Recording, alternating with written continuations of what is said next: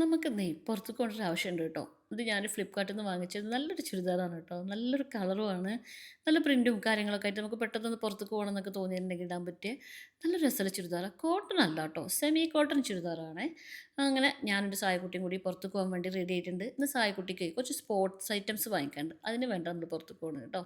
ഇത് ഞാൻ യൂസ് ചെയ്യുന്ന ഒരു അത്തറാണ് കേട്ടോ. ഇതിന് നല്ലൊരു മണം. കുറേ കാലമായിട്ട് ഞാൻ ഈ ഒരു അത്തർ മാത്രമാണ് കേട്ടോ യൂസ് ചെയ്യാറ്. എനിക്ക് ഭയങ്കര ഇഷ്ടമാണ് ഇതിൻ്റെ ഒരു മണം. ഇതിൻ്റെ ലിങ്ക് കിട്ടുകയാണെന്നുണ്ടെങ്കിൽ ഞാൻ അവിടെ ടാഗ് ചെയ്ത് വെക്കുന്നുണ്ട് കേട്ടോ. അപ്പോൾ നമ്മൾ അങ്ങനെ ഡെക്കാത്തലോണിൽ എത്തിയിട്ടുണ്ട്.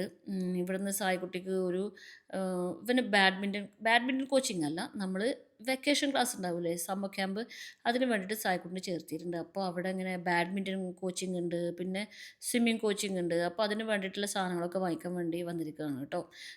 പിന്നെ ഈ ഒരു നോൺ മാർക്കിംഗ് ഷൂവും വാങ്ങിക്കാനുണ്ട്. നമ്മൾ ഇൻഡോർ ഗെയിംസ് കളിക്കൂലേ, അപ്പോൾ നോൺ മാർക്കിംഗ് ഷൂ വേണത്രേ. അപ്പോൾ അതൊക്കെ വാങ്ങിച്ച് ഏകദേശം എൻ്റെ പൈസയൊക്കെ നല്ലവണ്ണം പൊട്ടിയിട്ട് നമ്മൾ പുറത്തേക്ക് ഇറങ്ങിയിട്ടുണ്ട് കേട്ടോ. പുറത്തൊക്കെ എന്തോ ഒരു വെയിലാണ്. ഞാൻ ഈ വീടിൻ്റെ അകത്ത് തന്നെ ഇരിക്കുന്ന ആളെ കാരണം കൊണ്ട് പുറത്ത് ഇത്ര വെയിലുണ്ടെന്ന് ഞാൻ തീരെ പ്രതീക്ഷിച്ചിട്ടുണ്ടായിരുന്നില്ല. പിന്നെ നമുക്ക് കുറച്ച് ചിക്കനും മുട്ടയും പച്ചക്കറിയൊക്കെ വാങ്ങിക്കാനുണ്ടായിരുന്നു. അതൊക്കെ വാങ്ങിച്ചിട്ട് ഞങ്ങൾ നേരെ തിരിച്ചെത്തി.